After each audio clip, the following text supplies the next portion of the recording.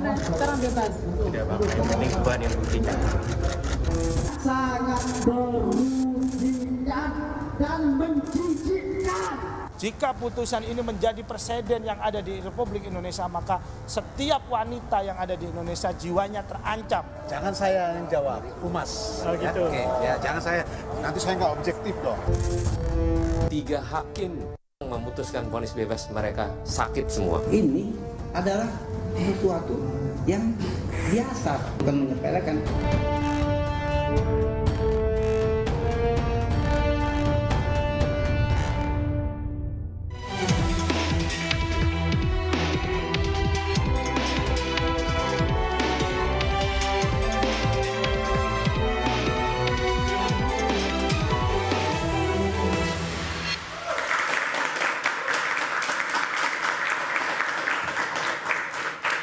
Oktober 2023 yang kelabu, Dini Sera Afriani meregang nyawa di tangan kekasihnya Gregorius Ronald Tanur. 9 bulan kemudian, Ronald Tanur terdakwa pembunuh Dini Sera justru divonis bebas. Hakim menyatakan Ronald bebas dari seluruh dakwaan jaksa penuntut umum. Janggal, Dini justru dinyatakan tewas karena alkohol, bukan karena dilindas. Kini keluarga Dini mencari keadilan ke DPR RI hingga ke Komisi Yudisial. Ada apa sebenarnya di balik putusan hakim dan bagaimana perjuangan keluarga Dini akan bermuara? Bersama saya Anisha Dasuki, inilah interupsi vonis bebas pelindas Dini.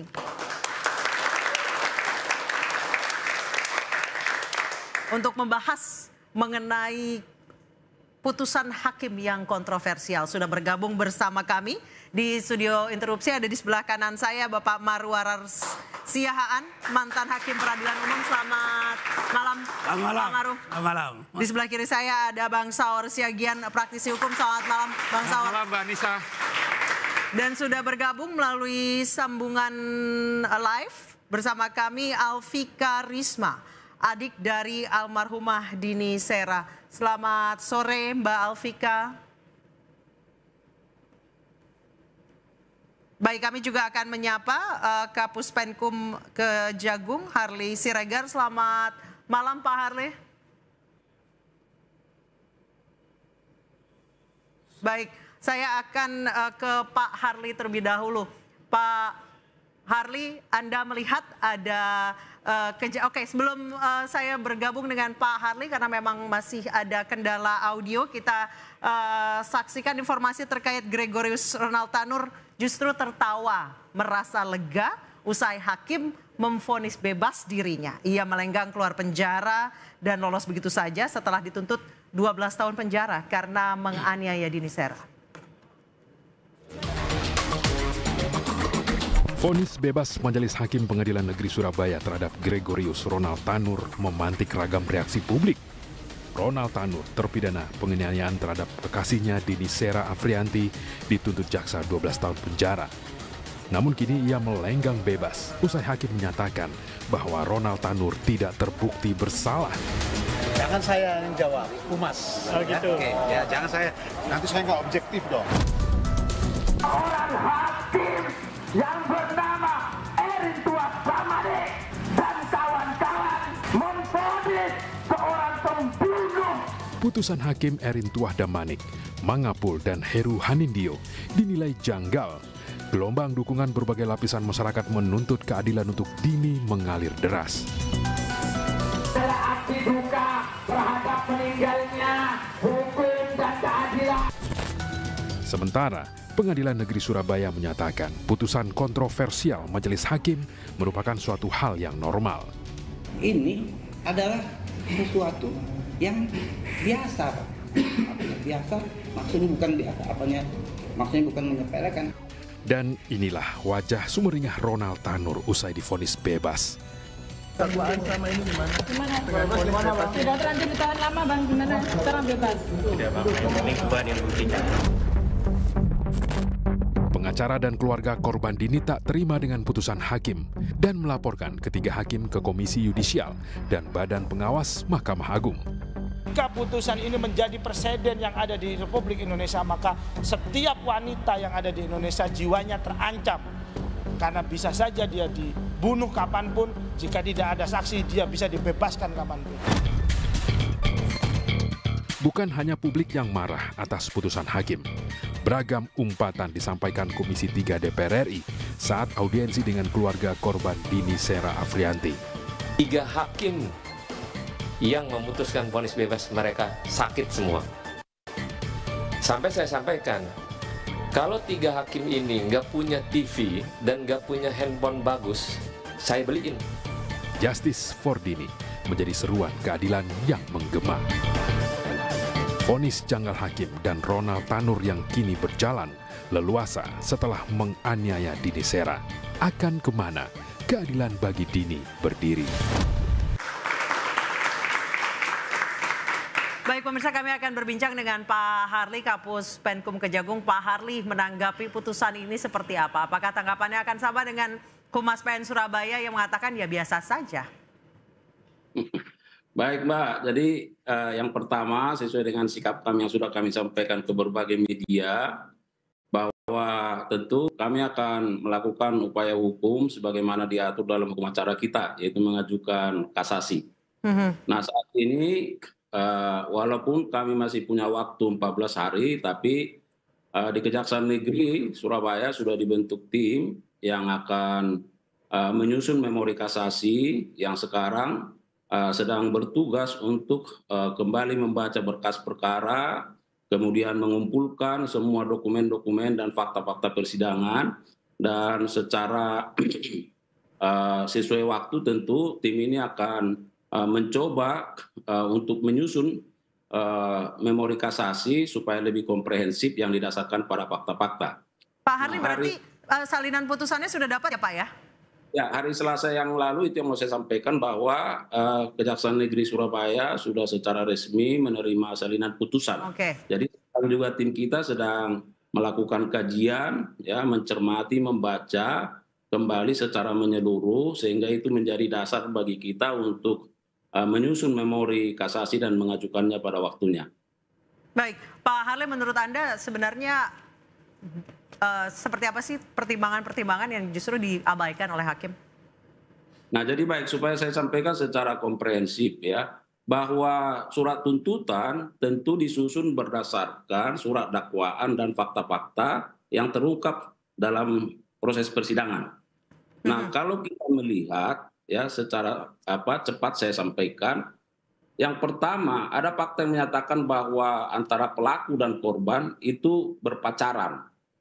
Ya, ada hubungan spesial. Yang kedua, pada peristiwa itu antara pelaku dan korban berada pada ruang dan tempat serta waktu yang bersamaan. Ya, kalau kita lihat dari keterangan-keterangan itu, bahkan malam itu dari lift ya, kemudian pergi lagi ke resepsionis, balik lagi berulang-ulang. Kemudian yang ketiga ada percekcokan di antara pelaku dan korban. Yang keempat ada kekerasan, ada pemukulan yang dilakukan oleh pelaku terhadap korban. Yang kelima, dari CCTV yang sudah diputar berulang-ulang di pengadilan,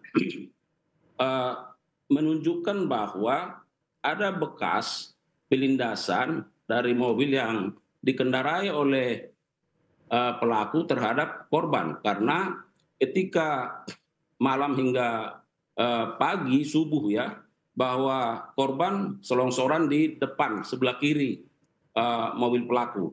Lalu kemudian diajak untuk pulang dan tidak mau dan diam ya. Lalu pelaku menaiki mobil, menyetir dengan arah ke kanan sehingga ban belakang melindas.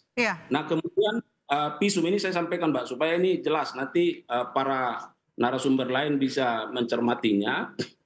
Dari visum et repertum menyatakan bahwa sebab kematian karena luka robek majemuk pada organ hati akibat kekerasan tumpul sehingga terjadi pendarahan hebat.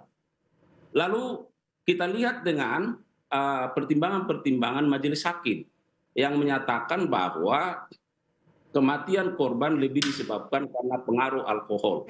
Lalu pertanyaannya adalah sejak kapan alkohol itu bisa menyebabkan luka robek majemuk. Iya. Nah, kalau kita lihat luka robek majemuk itu berarti ada banyak luka robek yang dialami oleh korban dan itu lebih disebabkan karena kekerasan tumpul. Itu. Nah, jadi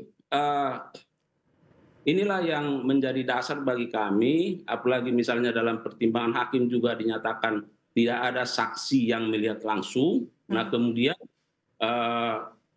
menyatakan bahwa terdakwa secara beritikat baik sudah membawa korban ke rumah sakit. Nah, saya kira hal-hal ini adalah satu pertimbangan yang sangat sumir yang dilakukan oleh hakim yang tidak sesuai dengan fakta-fakta yang terdapat selama proses persidangan. Jadi kalau kita kaitkan dengan pasal-pasal dakwaan, Mbak, ya, jaksa penuntut umum dalam perkara ini sudah menyusun ya surat dakwaan secara berlapis karena ada pasal pembunuhan 338, ada pasal penganiayaan yang mengakibatkan matinya orang pasal 351 ayat 3, ada pasal karena kelalaiannya mengakibatkan mati orang 359. Kemudian ada pasal penganiayaan biasa. Nah, saya kira secara awam saja pun kalau menyandingkan fakta-fakta hukum yang terungkap dalam persidangan dikaitkan dengan pasal-pasal dakwaan ini, saya kira tidak ada alasan untuk membebaskan terdakwa. Saya kira begitu, Mbak. Baik, saya sudah bergabung juga bersama kami Alfika Risma, adik dari almarhumah Dini Sera. Selamat malam, Mbak Alfika. Malam, Kak. Mbak Alfika, keluarga bersama kuasa hukum sudah berupaya mencari keadilan ke DPR, ke KY. Sejauh ini seperti apa? Bantuan dari mereka? Kemarin kan baru selesai dari Mahkamah Agung kan, selesai dari dari Komisi Yudisial. Dari Komisi Yudisial kan itu cuma dapat rekomendasi kan untuk proses ke Mahkamah Agung. Lalu kemarin saya beserta kuasa hukum membuat laporan ke Mahkamah Agung. Lalu itu baru mau diproses. Gitu. Baik, Mbak Alfika, sejauh ini apakah, mohon maaf saya menggali luka lama atas kehilangan saudara Anda. Apakah sebelumnya kakak Anda pernah bercerita bahwa memang hubungannya dengan kekasihnya itu toksik mungkin? Enggak sih, Kak. Kalau untuk maksudnya dia nggak cerita gitu, nggak pernah cerita tentang si terdakwa. Tapi mungkin saya kurang tahu sosok Ronald lebih dalam seperti apa. Mungkin memang seperti itu, cuman almarhum tidak pernah menceritakan. Baik, sejauh ini anaknya usia berapa, Mbak Alfika? Anaknya sekarang usia 13 tahun ini. Baik. Sudah bergabung juga bersama kami Dimas Yemahura. Oke, baik, kami masih menunggu Mbak. Saya ke Mbak Alfika kembali. Mbak Alfika, setelah ini apa lagi upaya yang akan dilakukan oleh keluarga? Kami menunggu Mahkamah Agung dalam proses pelaporan kemarin ke Bawas, ke Badan Pengawas Mahkamah Agung, lalu mungkin nanti bisa yang menunggu dari hasil JPU untuk kasasi itu, Kak. Baik, Mbak Alfika, sejauh ini sudah pernahkah ada itikat baik dari Ronald Tanur maupun keluarganya mungkin untuk meminta maaf atau menawarkan kompensasi atau meminta damai? Untuk meminta maaf secara pribadi, secara langsung belum pernah. Mungkin orang tuanya sebelum dinonaktifkan sebagai anggota DPR itu mungkin pernah di waktu konferensi pers mungkin ya. Waktu itu dia sempat di media saja gitu. Tapi untuk WhatsApp atau apapun itu belum ada. Terus untuk kompensasi mungkin sempat ada, cuman itu dalam artian ada sesuatu gitu. Soalnya dia menawarkan menawarkan hal ya maaf Kak, menawarkan sejumlah uang, ingin menawarkan sejumlah uang. Tapi harus cabut laporan ya? Ya mungkin seperti itu. Tapi gimana ya? Jadi dia bilangnya pokoknya nggak boleh ketahuan sama pengacara gitu aja. Nggak boleh bilang siapa-siapa. Jadi harus minta damai. Terus sama sekali tidak boleh diungkit ya kasusnya ya, tidak boleh bawa-bawa pengacara ya. Betul. Kalau minta maaf, ya silakan. Bahkan itu ke saya pun nggak boleh, soalnya bilangnya cuma ke bapak aja. Oh gitu, jadi tidak boleh diceritakan ke keluarga. Cuman bapak saya aja gitu yang tahu. Minta maaf secara langsung, sowan ke rumah Anda, ke rumah orang tua Anda, minta maaf telah mungkin membunuh putrinya, itu tidak pernah sama sekali, hanya di publik saja? Tidak ada, bahkan tidak sampai sekarang ada, bahkan dari waktu diberikan tuntutan 12 tahun penjara hingga sekarang terdakwa bebas juga tidak pernah ada permintaan maaf sama sekali. Baik, terima kasih banyak Mbak Alfika telah bergabung dengan kami. Semoga prosesnya lancar, yang diperjuangkan juga berhasil untuk mendapat keadilan bagi Anda, almarhumah kakak Anda dan juga keluarga. Terima kasih Mbak Alfika. Saya ke Pak Maru. Pak Maru, Anda melihat ini hakim kayak sama sekali tidak mengabaikan pertimbangan-pertimbangan, bahkan hasil visum et repertum juga seakan-akan diabaikan.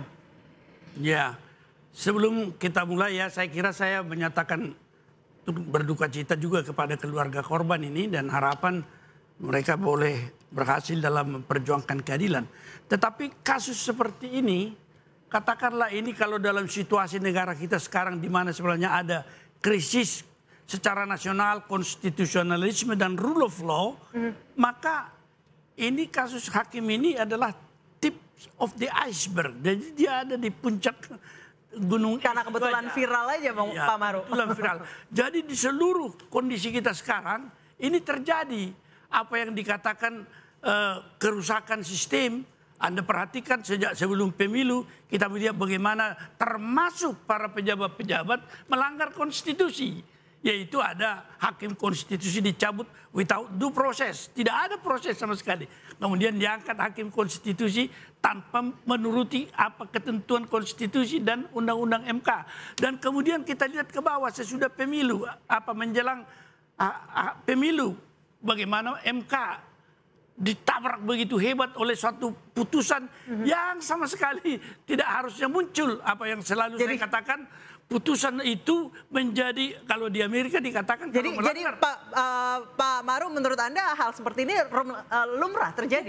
Bukan lumrah. Sering terjadi. Kegagalan yang ada secara sistemik, secara nasional dari seluruh aparat ini, apakah kita katakan sekarang saya melihat hakim dulu.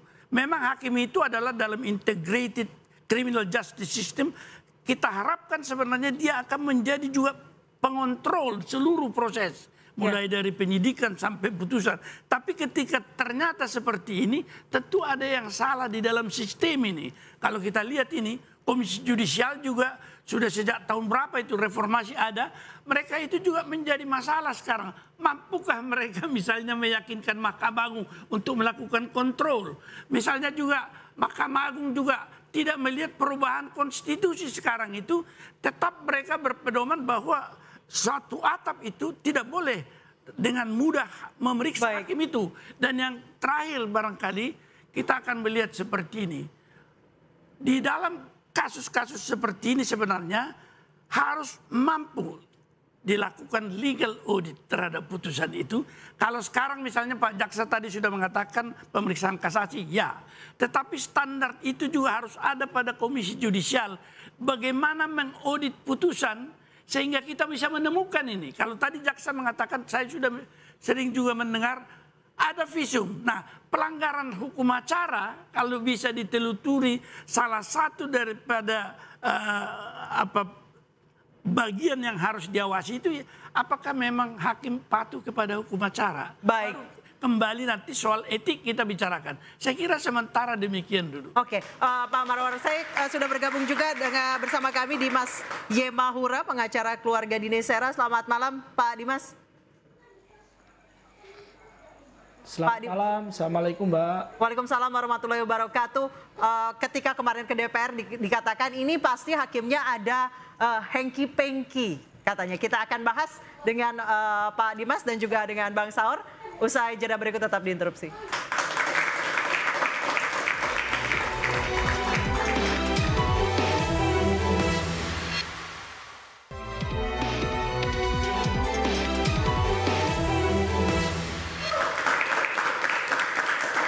Pemirsa, selain pengacara keluarga Dini yang sudah bergabung bersama kami, juga sudah bergabung bersama kami Humas Pengadilan Negeri Surabaya, Bapak Alex Adam. Selamat malam, Pak Alex.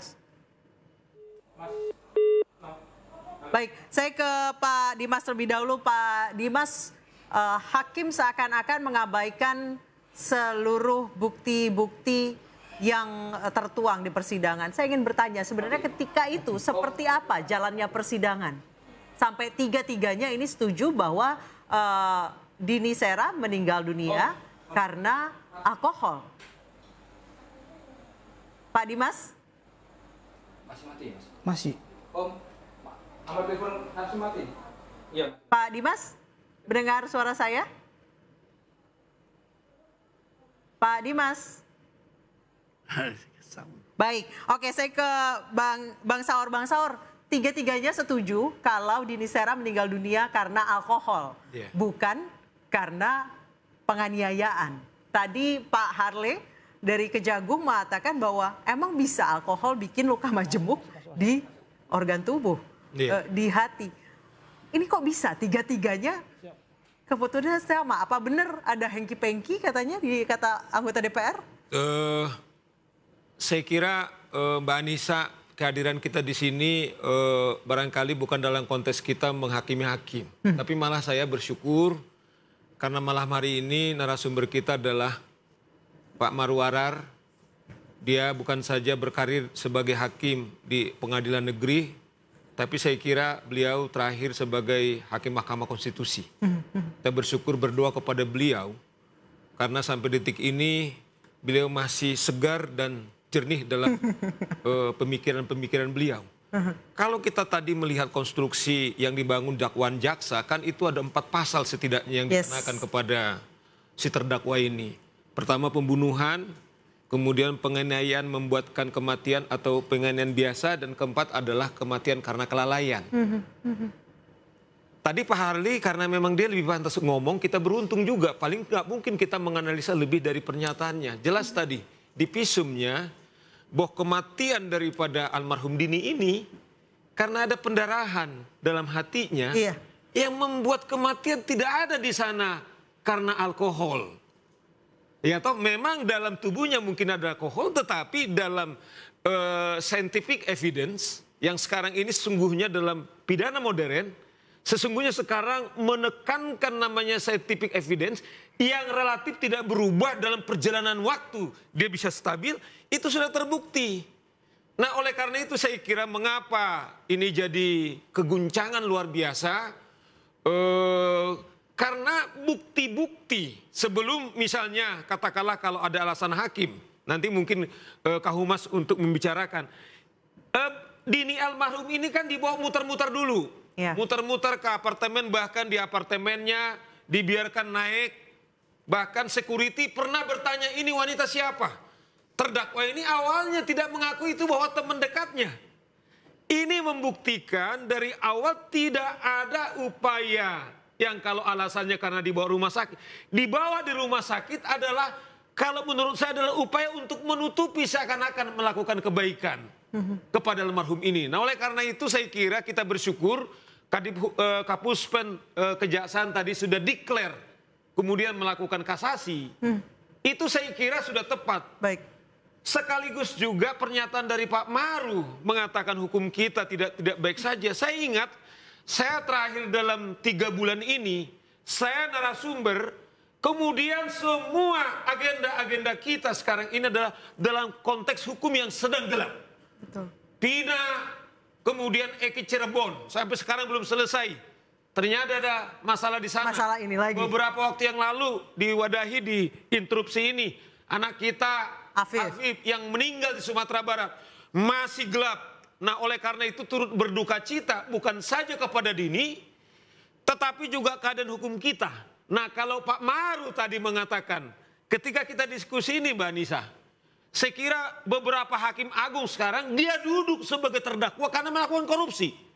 Bahkan kita bersyukur Pak Maru, Ketua Mahkamah Konstitusi, ketika beliau jadi hakim konstitusi, hari ini juga ketika kita bicara satu-satunya penegak hukum yaitu divonis bersalah seumur hidup karena melakukan korupsi. Maksud saya adalah ini yang tadi Pak Maru bilang, bagaimana wajah hukum kita.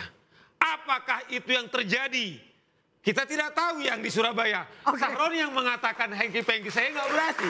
Oke, kita langsung ke PN Surabaya nih. Ada Pak Alex Adam.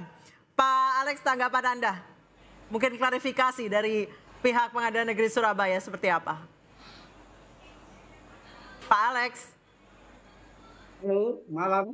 Ya, Pak Alex mungkin boleh langsung klarifikasi dari PN Surabaya seperti apa? Lagi ramai di demo setiap hari bahkan.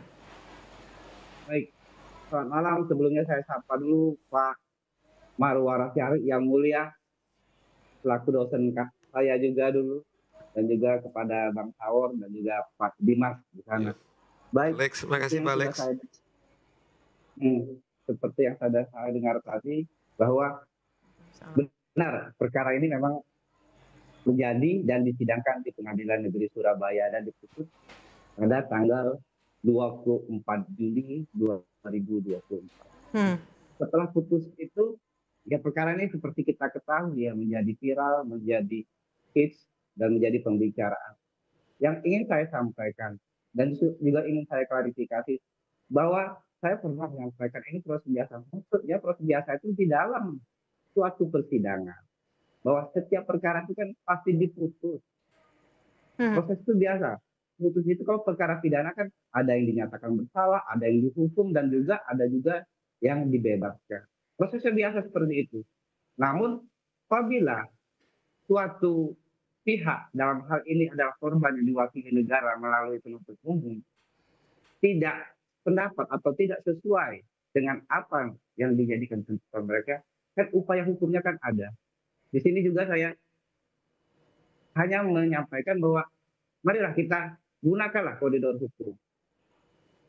Ini putusan bebas, artinya putusan ini harus kasasi. Manfaatkanlah putusan kasasinya seperti yang disampaikan oleh Kapus Penkum Kejaksaan Agung Pak Harli tadi. Justru saya sangat dukung, karena itu manfaatkanlah, karena itulah upaya terhadap putusan itu apabila ingin dikoreksi atau ingin diperbaiki, karena nanti perkara tersebut akan dinilai dan akan disidangkan kembali oleh hakim di Mahkamah Agung, oleh hakim lagi.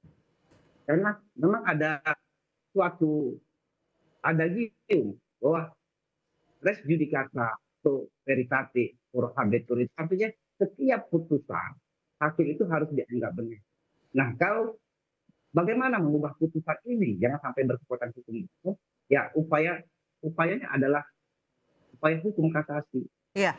Seperti itu, Mbak. Oke, saya ke Pak Dimas. Pak Dimas sudah kembali bergabung bersama kami. Pak Dimas, bisa mendengar suara saya? Sudah, Mbak. Baik, Pak Dimas, ini semua bukti-bukti diabaikan. Selamat malam. Semua bukti-bukti diabaikan oleh hakim. Seperti apa sebenarnya jalannya persidangan? Ya, saya mengikuti jalannya persidangan ya. Sebagai seorang atau perwakilan dari kuasa hukum korban yang ada di dalam persidangan, kami merasa memang dalam persidangan itu penilaian kami adalah hakim sudah tidak fair. Ada beberapa keterangan-keterangan saksi yang tidak diberi keleluasan dalam memberikan keterangan secara komprehensif, Mbak. Jadi itu. Jadi sehingga kami pun juga merasa pada saat putusan ini seharusnya dibacakan pada hari Senin, namun kemudian dibacakan hari Rabu, itu kami juga merasa di sana ada keanehan bagaimana ada waktu 14 hari yang sudah bisa dimanfaatkan, kemudian tiba-tiba putusan ini ditunda dan pada hari Rabunya putusan dinyatakan bebas. Itu, Mbak. Baik, tadi keterangan saksi-saksi apa yang tidak di-highlight oleh hakim, Pak Dimas? Contohnya?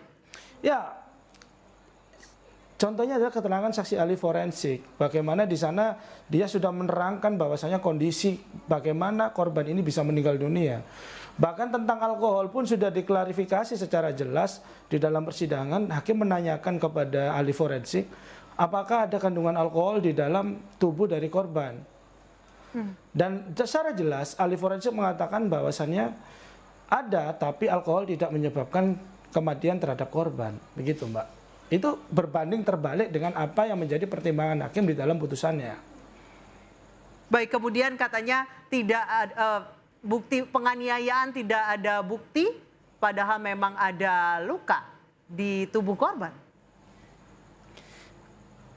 Ya, ini menurut saya juga cukup aneh. Bagaimana satu, kita melihat dalam kondisi mayat sebagai objek korban, jadi bukti, evidence terhadap korban saja di dalam tampak luar sudah terdapat banyak luka dan banyak bekas-bekas daripada penganiayaan, dan dikuatkan dengan bukti surat visum et repertum. Itu sudah jelas bahwasanya korban ini mengalami berbagai tindakan kekerasan yang berada di organ-organ vital tubuhnya, gitu, Mbak. Baik, alkohol sebenarnya tidak menyebabkan kematian, apalagi sampai menyebabkan luka majemuk di organ hati. Namun keputusan hakim memutuskan bahwa Dini meninggal dunia karena alkohol. Saya nanti akan bertanya ke Pak Alex usai jeda berikut, tetap diinterupsi.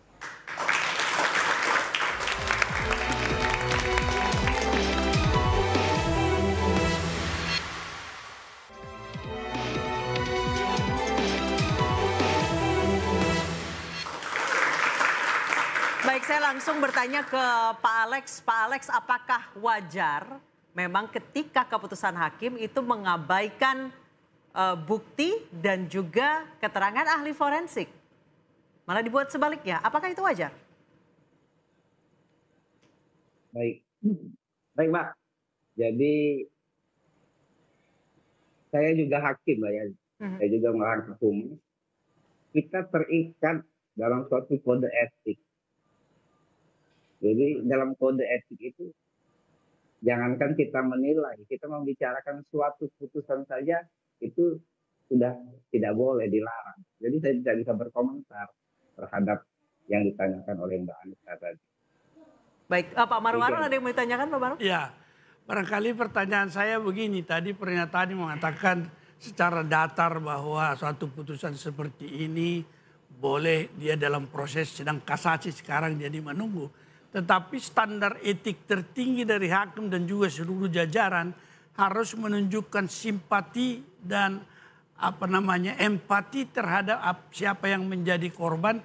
Apakah menjadi perhatian juga dalam apa yang dikatakan profesionalisme itu, bahwa pimpinan peradilan juga harus menjaga supaya tidak ada distrust atau ketidakpercayaan terhadap hakim, yang itu sangat berbahaya kalau misalnya pencari keadilan karena tidak percaya membawa keadilan ke dalam tangannya sendiri, itu bisa terjadi anarki. Apakah ada semacam pengarahan seperti itu sehingga pernyataan dari pengadilan membutuhkan juga empati dalam mengemukakan pandangan tentang hak-hak untuk menyatakan kasasi seperti itu misalnya dalam pengujiannya. Jadi kita tidak hanya melihat hak-hak yang itu, terutama kan jaksa yang boleh kasasi kan, para korban tidak bisa. Bagaimana Pak Humas? Baik Bapak, seperti ini yang disampaikan oleh Bapak tadi, bahwa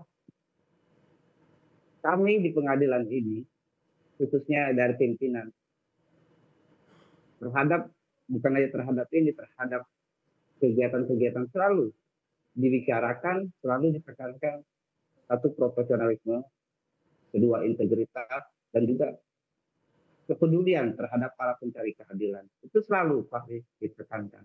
Tetapi seperti yang disampaikan oleh Pak Ketua Pengadilan pada waktu menerima para demonstran di Pengadilan Negeri Surabaya, Ketua juga menyampaikan bahwa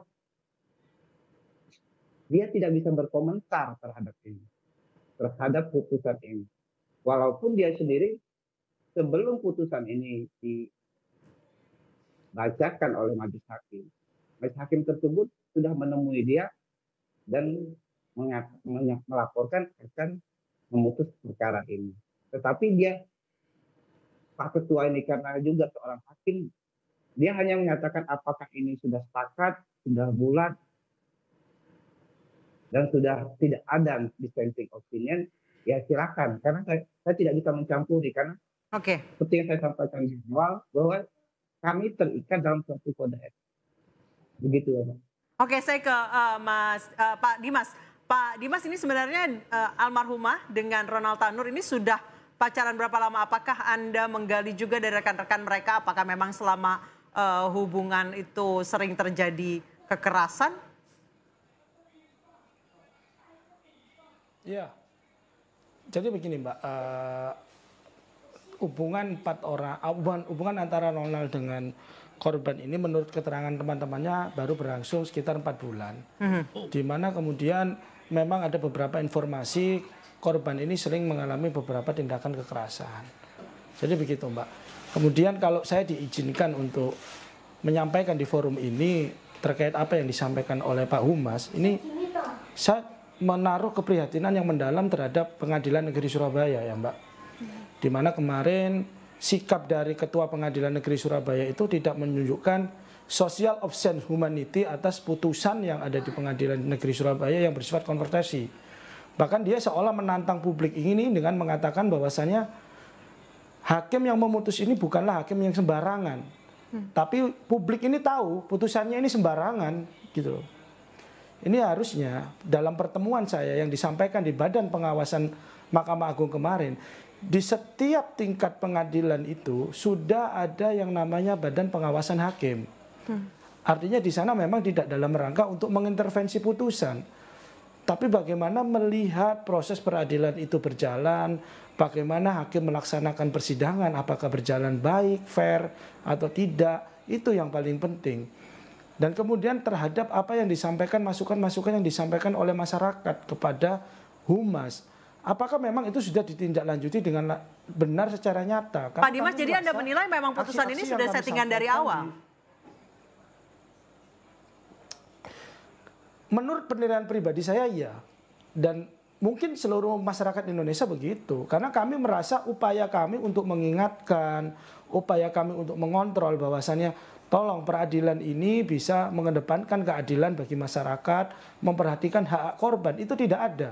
Salah satu contoh yang saya sampaikan, Mbak, pada saat itu saksi LPSK dihadirkan di persidangan, itu sempat ditolak kehadirannya oleh majelis hakim yang memeriksa. Dengan alasan dia bukan saksi fakta yang tidak ada kaitannya dengan kasus ini. Dan ini kan sangat konyol, gitu loh, Mbak. Baik, meskipun begitu dia diperiksa di dalam persidangan pun hakim seolah tidak memberikan pertanyaan yang spesifik, mengapa ada restitusi dan lain sebagainya, tidak ada. Nah, ini menurut saya sangat merugikan hak-hak daripada korban. Kembali lagi Mbak, kalau semua hakim di Republik ini, termasuk Humas, mengatakan bahwasanya kalau nggak cocok silakan melakukan proses hukum berikutnya. Lantas bagaimana peradilan ini bisa dilihat memiliki kewibawaan dan keagungan di mata masyarakat untuk memberikan keadilan? Begitu Mbak. Baik Pak Dimas, soal pelindasan, dibilangnya tidak sengaja, tapi bukankah kelalaian yang menyebabkan kematian juga seharusnya ada tindak pidananya, ada hukumannya? Ya, saya kalau bilang itu ketidaksengajaan atau kelalaian, saya masuk di sana, itu sangat ironis Mbak. Bagaimana orang yang lalai kemudian turun dengan sengaja merekam seorang korban yang dalam keadaan hampir saja meninggal atau sekarat, tapi tidak segera menaikkan atau membawa ke rumah sakit, merekam bahkan mengingkari korban itu. Itu bukan kelalaian. Itu kesengajaan dan dia sedang membangun sebuah fakta konstruksi yang berbeda dengan kebenaran. Itu tidak pidana, Mbak. Mas Dimas, benarkah almarhumah ketika itu yang sudah dalam kondisi seperti itu, mohon maaf, ditaruh di bagasi, sempat dibawa berputar-putar? Iya, kenyataannya begitu. Dan itu tidak langsung dibawa di rumah sakit, tapi dibawa ke apartemen, diturunkan di lobi ditinggal, tersangka ini naik ke atas ke kamar korban untuk mengambil barangnya yang kemudian dihampiri oleh security untuk diminta turun mengecek korban. Jadi tidak ada inisiatif dari korban ini untuk membawa, inisiatif dari tersangka ini untuk membawa korban. Setelah itu baru dibawa ke rumah sakit? Ke rumah sakit tidak ada inisiatif. Oke. Korban dibawa di rumah sakit atas inisiatif dari pengelola apartemen dan security apartemen yang kemudian ikut membawa korban bersama tersangka. Karena sudah ada rasa kekhawatiran dari pengelola apartemen dan security apartemen bahwasanya tersangka ini bisa melarikan diri atau tidak membawa korban ke rumah sakit. Oleh karena itu dia ikut membawa korban bersama tersangka di rumah sakit. Tapi bukti itu disampaikan ke hakim, Pak Dimas. Soal yang berinisiatif ke rumah sakit adalah security dan pengelola apartemen, bukan pelaku, bukan terduga pelaku. Disampaikan dan itu tertulis di dalam fakta persidangan bahkan di pertimbangan hakim. Ya bagaimana yang memiliki mobil adalah tersangka, tapi ada security apartemen, ada pengelola apartemen yang ikut ada di dalam mobil. Apakah lantas hanya karena dengan mengendarai mobilnya kemudian dia dikatakan memiliki itikat baik membawa korban ke rumah sakit? Kenapa tidak dari waktu dia melindas korban, dia langsung membawa korban itu ke rumah sakit? Oke, baik, saya ke Pak Alex. Pak Alex, menanggapi pernyataan dari Pak Dimas, betapa mirisnya di persidangan ketika itu. Pak Alex? Ya, baik. Jadi begini, Pak. Suatu perkara itu kan berproses. Ini kalau menurut catatan saya yang saya mungkin salah kalau dikoreksi. Sidang pertama ini kan 19 Maret. Tuntutannya adalah tanggal 27 Juni. Dan diputus 24 Juli. Artinya dari bulan Maret itu sampai ke Juli itu hampir April, Mei, Juli ya. Hampir 4 bulan proses berperkara. Artinya proses ini kan dijalankan, Pak. Ada mendengarkan keterangan saksi, ada pembahasan dakwa, ada pembahasan terdakwa, ada juga pemeriksaan ahli. Artinya proses itu sudah kita jalankan. Tetapi mengenai hasilnya, bahwa hakim ini kan ditugaskan oleh undang-undang adalah menerima, memeriksa, dan memutus serta menyelesaikan suatu perkara. Jadi bukan saya menanggapi Pak Dimas itu bukan kita menyepelekan, tapi ini sudah selesai loh tugas dari ini.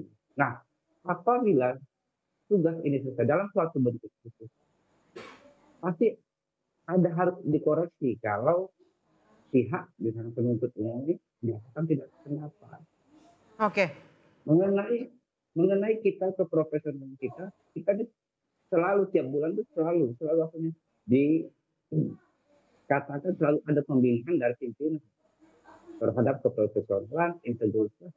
Oke. Juga baik, terima kasih Pak Alex. Saya ke Pak Dimas, harapannya dari roadshow KYMA DPR RI.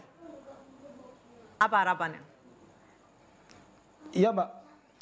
Harapan kami adalah tentunya adanya perhatian dari DPR RI bisa mendorong perbaikan sistem yang ada di Republik ini, khususnya sistem peradilan sampai dengan mulai bawah sampai di atas.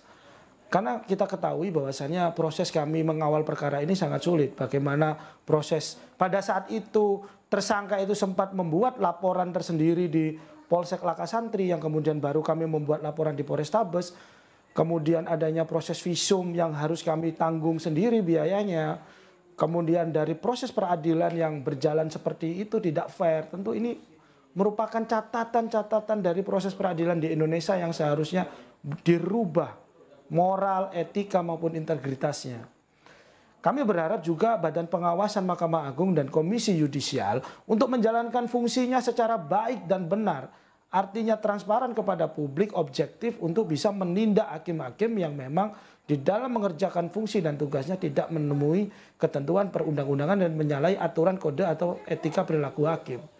Dan yang terakhir saya meminta kepada Mahkamah Agung untuk bisa memilih atau mungkin menentukan hakim yang tepat, yang objektif bisa nilai perkara ini dengan baik dan benar sehingga dapat memutus perkara ini sesuai dengan alat bukti yang sah sehingga bisa memberikan hukuman yang seberat-beratnya kepada tersangka dan memberikan kepastian hukum dan keadilan di mata masyarakat Republik Indonesia.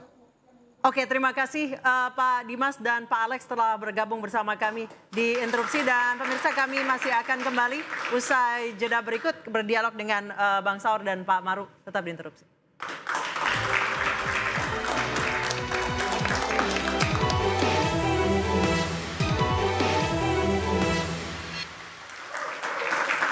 Terima kasih, Anda masih bersama kami. Saya langsung ke Bang Saur. Tadi saya sempat bertanya ke Pak Dimas, bukankah kalau misalnya kematian yang disebabkan oleh kelalaian juga ada setidaknya 1 sampai 5 tahun. Walaupun tadi ditolak tegas oleh Mas Dimas, ini nggak mungkin sengaja. Kalau menurut Bang Saur seperti apa? Bahkan karena kelalaian pun diabaikan. Saya terus terang dari penjelasan kuasa hukum almarhum, saya seperti kehilangan kata-kata. Mbak Anissa, saya bukan kuasa hukum daripada almarhum dan saya juga bukan saudaranya. Tapi kami dipertemukan saudara sebangsa dan setanah air. Hakim memutus adalah demi keadilan berdasarkan ketuhanan Maha Esa. Maknanya apa, Mbak Anissa? Keadilan bukan saja kepada almarhum, keadilan bukan juga kepada terdakwa, tetapi juga kepada mahasiswa anak-anak saya ini, kepada Nisa dan juga yang mulia juga Pak Maru. Lihat gelombang-gelombang protes, diskursus kita yang mestinya kita istirahat malam hari ini. Pak Maru harus duduk dia karena terbatas usianya. Tetapi dia harus datang ke studio ini untuk bicara soal keadilan. Kalau saya tadi mendengarkan perlakuan daripada terdakwa ini minta maaf. Minta maaf. Karena mereka pacaran. Setelah dinikmati kecantikan daripada almarhum ini, tapi diperlakukan, dibuang begitu saja. Bayangkan orang sudah terkapar, katakanlah dia bukan yang melindas, ditaruh di bagasi Mbak Anissa. Sementara mungkin waktu dia mau peluk, waktu birahinya memeluk, tetapi ditaruh di sampingnya. Tetapi ketika mungkin birahinya tidak ada, dan dia dalam keadaan sekarat, pantas gak itu dibawa di bagasi? Oleh karena itu saya kira, saya terus terang, kalau memang ada dugaan seperti juga yang dilakukan oleh terdakwa dan keluarganya, melaporkan ke KY, melaporkan ke KPK, andaikan si hakim ini, andaikan tidak ada rasa, saya bilang rasa keadilannya, dia layak dihukum seberat-beratnya. Karena apa, Mbak Anissa? Kita harus gempar bangsa ini atas putusannya.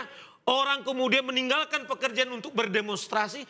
Ada nurani yang paling dalam yang diusik daripada rasa keadilan masyarakat. Nah, oleh karena itu saya kira kita mendorong betul nih. Seperti tadi Kahumas Hakim Agung. Ini soal kemanusiaan. Tadi Mbak Anissa bilang, minimal kelalaiannya membuat orang mati karena dia yang membawa, tidak ada orang. Orang tidak kuliah hukum pun itu bisa sudah dijerat. Ini minta maaf, ini tentu opini saya dalam konteks saya sebagai praktisi hukum Mbak Anissa. Cuman apa yang terjadi kita bilang, Pak Hakim yang mulia yang mengatakan itu bahwa hukum kita tidak baik-baik saja.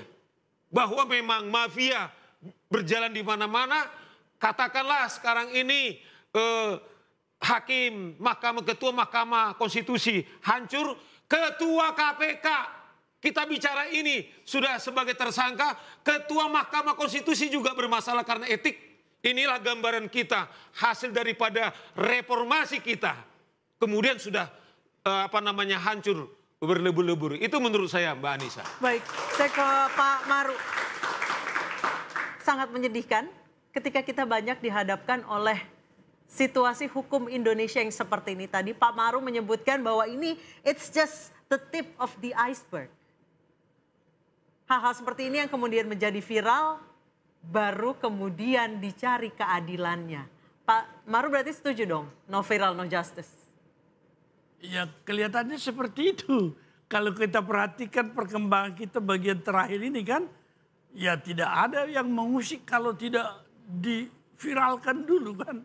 Nah, oleh karena itu ini sebenarnya indikator bahwa sistem yang menjadi masalah sekarang. Oleh karenanya saya berpendapat ini adalah wewenang seorang presiden sebagai kepala negara, sebagai pimpinan tertinggi yang di dalam sumpah jabatan itu adalah menjunjung tinggi Undang-Undang Dasar 1945. Jadi dia harus juga menata semua ini. Bahwa penataan yang saya katakan sekarang di bidang kekuasaan kehakiman ini menjadi suatu prioritas karena tampaknya pemerintah sekarang hanya membangun infrastruktur yang tampak yang bisa diraba, jalan, kereta api, bus, apalagi itu lapangan terbang dan lain sebagainya. Tetapi pembangunan ekonomi satu yang paling penting, infrastruktur yang tidak nampak itu hukum dan peradilan. Kalau ini tidak jalan, semuanya hak-hak manusia tidak ada yang melindungi.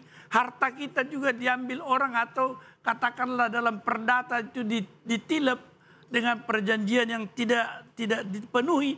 Tidak ada. Demikian juga investor datang tidak akan percaya. Pak Maruf, menurut Anda peradilan janggal seperti ini, apakah sekarang sudah semakin terbuka? Ya saya kira dengan apa yang dikatakan mengadakan atau membuatnya menjadi viral, saya kira iya. Tetapi yang penting sekarang apakah pimpinan memperhatikan ini dan ada sistem yang terpikirkan. Kalau saya mengatakan misalnya Mahkamah Agung, Mahkamah Konstitusi, Komisi Judisial harus mengadakan konsolidasi di dalam kerangka menata pengawasan ini semua. Karena tadi dikatakan itu dari pengacara, saya tersentuh juga bahwa standar etik tertinggi itu menjadi ukuran juga dalam memeriksa perkara.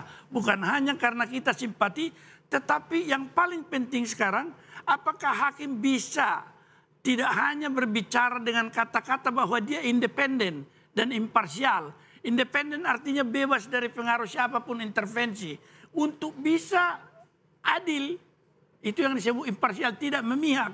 Tetapi ukuran ini kita lihat dengan penuh perhatian bagaimana dia cara menangani perkara termasuk bahasa dengan standar etik yang tertinggi dan empati terhadap penderitaan orang itu merupakan hal-hal yang diukur di dalam penilaian secara etik. Barangkali kalau di negara-negara lain sidang peradilan itu ada yang memonitor dan mengevaluasi. Jadi misalnya mahasiswa mengikuti satu perkara dari awal sampai akhir, dia mencatat semulai kata-katanya, sikapnya, apakah dia memang independen. Apakah dia memperhatikan misalnya tadi alat bukti yang dikatakan itu. Karena indikator yang kita lihat sekarang, saya setuju saja yang dikatakan oleh pengadilan, ya kasasi. Tetapi pernyataan seperti itu adalah sepertinya melihat ini biasa-biasa saja. Tetapi kita harus memberikan perhatian bagaimana sebenarnya seorang hakim harus juga memperhatikan sikapnya di dalam melihat suatu perkara yang menyentuh keadilan itu. Apakah memang juga pimpinan melihat, memonitor misalnya hakimnya itu dalam persidangan. Kalau kita lihat misalnya perkataannya, sikapnya. Apalagi di dalam suatu proses yang disebutkan integrated criminal justice system. Meskipun hakim itu dianggap sebagai pengawas dari seluruh proses itu, tetapi kalau tuntutan seperti ini misalnya, apakah bodoh-bodoh amat polisi sama jaksa demikian jauh apanya gapnya begitu cara melihat, karena sekolahnya sama juga kan, fakultas hukum. Jadi kalau misalnya penyidik mengajukan kepada jaksa mulai proses P19 sampai P21, kemudian jaksa menyusun dakwaan, kemudian menyusun tuntutan berdasarkan fakta yang ada, apakah demikian jauh ilmunya kan? Karena semua disekolahkan sama. Baik, Miris, memang ketika kalimat no viral, no justice itu menjadi ternyata sebuah fakta. Kita harapkan penegak hukum tetap berjalan sesuai porsinya, menjadi perpanjangan tangan Tuhan, apalagi seorang hakim, karena banyak mata yang memperhatikan. Terima kasih Pak Marwarar, terima kasih Bang Saur telah bergabung bersama kami di Interupsi. Saya Anissa Dasuki, pamit, selamat malam, sampai jumpa. Thank you.